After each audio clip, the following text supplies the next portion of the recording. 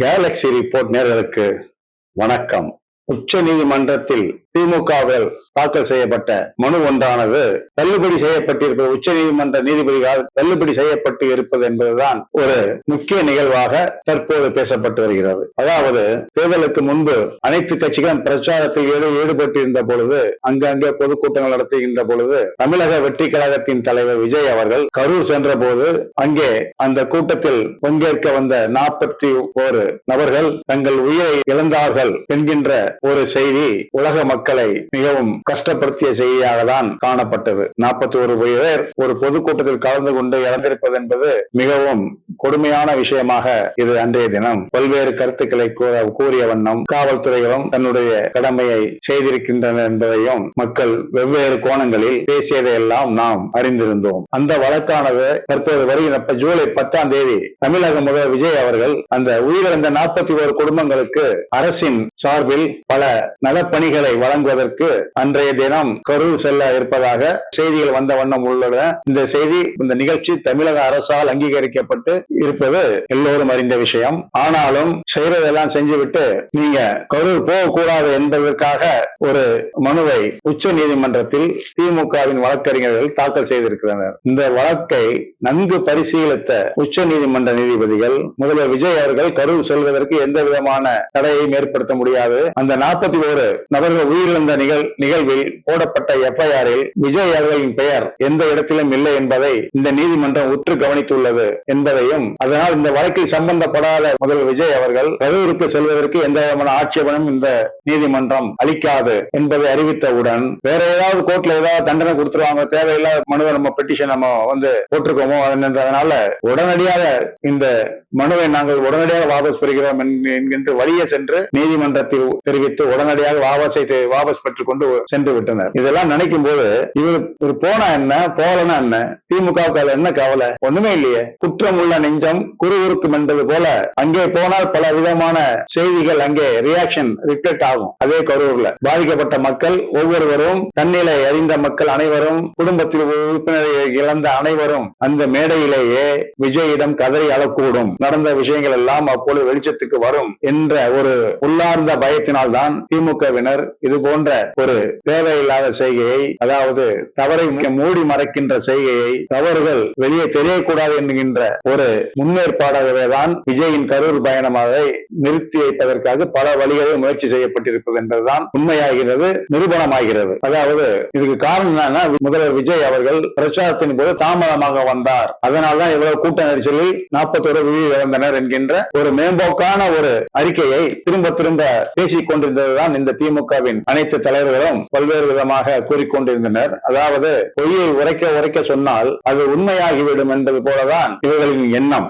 ஆனால் முதல்வர் தாமதமாக வந்தார் என்று இவர்கள் கூறுகிறார்கள். இதே முக்கியமான விஐபிகள் நிகழ்ச்சிகள்ல நமது முன்னாள் முதல்வர்கள் காமராஜர் முதல் அண்ணா, ஏன் புரட்சி தலைவர் எம்ஜிஆர் கூட காலையில 11 மணிக்கு ஒரு இடத்துல பொதுக்கூட்டம் மேடையில பேசுவதாக அறிவிக்கப்பட்டிருந்தாலும் அவர் அதற்கான நேரத்தை தகுந்த முன்னேற்பாடு செய்து சென்னையை விட்டு வெளியே கிளம்புகின்ற வரையில் கலந்து கொள்கின்ற பொதுக்கூட்ட மேடை வரையிலும் மக்கள் நெடுஞ்சாலையிலே தேளாக வெயிலை பொருட்படுத்தாமல் வரிசை நின்று கொண்டிருப்பார்கள். அதெல்லாம் நம்ம நல்லா தெரிஞ்சவங்க, நம்ம நல்லா பார்த்திருக்கோம். அதெல்லாம் அப்படியாப்பட்ட தலைவர் காலையில 11 மணிக்கு வர்ற ப்ரோகிராம நைட்டு 11 மணி 12 மணிக்கு 1 மணிக்கெல்லாம் வந்திருக்கிறார். அது வரையிலும் காலை 9 மணி முதல் வழி நெடுக மழையையும் வெயிலையும் பொருட்படுத்தாத நமது மக்கள் புரட்சி தலைவர் அவர்களை காண்பதற்காக வழி நெடுகிலும் சோறு தண்ணி இல்லாம, இப்பதான் சாப்பாடுலாம் கொடுக்குறாங்க. உங்க கூட்டத்துக்கு வந்தா சாப்பாடு கூப்பிட்டு அழைக்கிறாங்கல்ல, அப்பெல்லாம் யாரு கொடுப்பா? ஒண்ணும் கிடையாது. ஒரு கூழு கஞ்சி கூட கிடையாது. பாட்டுக்கு வந்துட்டே இருக்கும், மக்கள் வந்துகிட்டே இருப்பாங்க. அவரை பார்க்கறதுக்காக தெலுங்கு கூட மக்கள் இருப்பாங்க. குடிக்க தண்ணி கூட கிடையாது. விழா மேடையில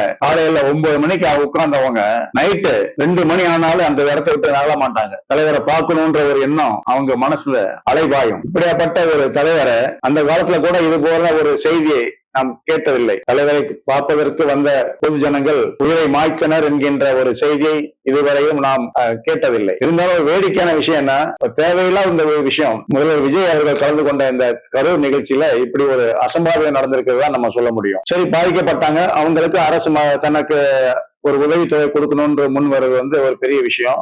அதை நம்ம எல்லாம் வரவேற்கணும். இதை விட்டுட்டு ஏன் இவருக்கு உங்களுக்கு பண்றாங்க அப்படின்னு ஒரு தமிழக எம்எல்ஏ பிரேமலதா விஜயகாந்த் அவர்கள் தேவையில்லாத கேள்வி எழுப்புறாங்க. அதாவது இது தனியார் நிகழ்ச்சியா ஒரு நடிகரை பார்க்க வந்ததுனால இவங்க இறந்திருக்காங்கன்றாங்க. இதே மாதிரி நடிகர் தான் விஜயகாந்த். அவர் பல பொதுக்கூட்டங்களில் பேசிவிட்டு பொதுக்கூட்டத்துக்கு வரும் வழியிலேயோ எத்தனையோ விபத்துகள் நடந்து பல பேர் உயிர் இழந்திருக்கிறாங்க. அவங்களுக்கு விஜயகாந்தும் திருமதி விஜயகாந்தும் அந்த ஊருக்கு சென்று அவர்கள் குடும்பத்திற்கு ஆறுதல் சொல்லி அவங்களுக்கு உதவி செஞ்சிருக்காங்கன்றத பத்திரிகை வாயிலாக பல செய்தி மூலமாக நம்ம எல்லாமே அறிஞ்சிருக்கிறோம். அதாவது அப்படியேப்பட்ட ஒரு இந்த பிரேமலதா அவர்கள் எடுப்பார் கைப்பிள்ளை மாதிரி பேசக்கூடாது. அதே நடிகர் தானே விஜயகாந்தும். அவரை பார்த்துட்டு வெளியே போகும்போது கூட்டத்தை முடிச்சு போகும்போது எத்தனை பேர் இறந்தாங்க. அது உங்களுக்கு எத்தனை பேர் சேலம் விழுப்புரம் இந்த பக்கத்துல எவ்வளவு விபத்து ஏற்பட்டது, விபத்தா எத்தனை பேர் இறந்தாங்கன்றது அந்த பட்டியலிட்டு சபையில அறிவிக்க முடியுமா? விஜயிடம் சொல்ல முடியுமா? நீங்க அதையும் மறைக்கிறீங்க.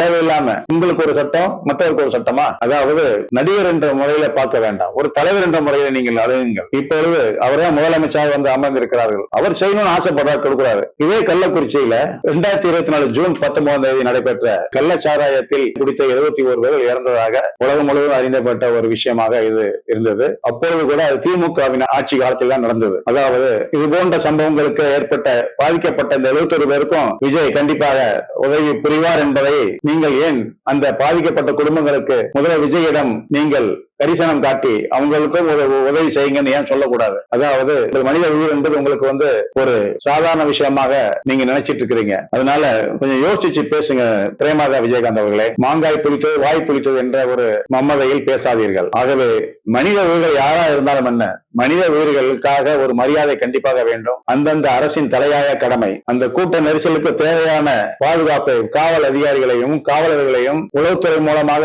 பல விஷயங்களை பெறப்பட்டு அதுக்கு தகுந்தபடியான பாதுகாப்பை அளித்திருக்க வேண்டியது யாரு? அன்றைய திமுக அரசு தான், முதல்வர் மு.க. ஸ்டாலின் அவர்கள் தான். அந்த பாதுகாப்பை அளித்திருந்தால் இது போன்ற உயிரிழப்புகள் ஏற்பட்டிருக்குமா? ஏற்பட்டிருக்கிறது. பாதுகாக்க தவறியவர்தான் முதல் குற்றவாளி என்றதான் பல விஷயங்களிலும் பல அரசு நடவடிக்கைகளையும் முதன்மையானவர் தான் பொறுப்பானவர் என்று பல நீதிமன்றங்கள் குற்றவாளியை நிரூபித்திருப்பது என்பதுதான் உண்மையான விஷயங்கள். இதை நீங்க பாத்தீங்கன்னா பல கேஸ்கள்ல தலைமை பொறுப்பானவர் தான் தண்டிக்கப்பட்டிருக்கிறார்கள். அதையும் நீங்க உற்று கவனிக்க வேண்டும். இது போன்ற சூழ்நிலையில நீங்க ஏன் மனசுல நினைச்சு பேசுறது இல்ல? பொதுவான புத்தம் பொதுவா பேசக்கூடாது. இந்த 41 பேர் இறந்தது யாரு?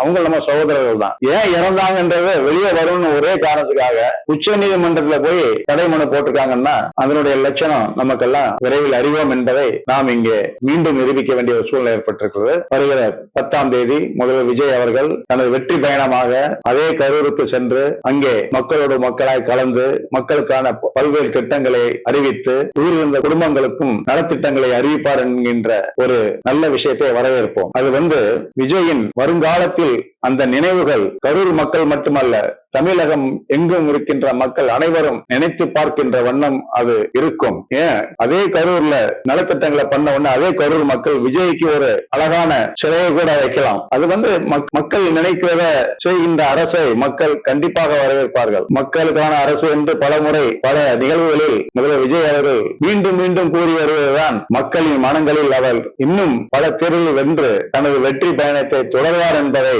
நாம் அழுத்தம் திருத்தமாக கூறிக்கொள்ள வேண்டும். இது போன்ற நிகழ்வுகள் விபத்து ஏற்பட்ட உயிர்களின் 41 உயிர்களைப் போல கள்ளக்குறிச்சியிலும் கள்ளச்சாராயத்தால் இறந்த 71 உயிர்களுக்கும் தகுந்த அரசு நலத்திட்ட பணிகளை வழங்க வேண்டும் என்பதுதான் என் போன்றோரின் வேண்டுகோளே ஆகும். நன்றி, வணக்கம்.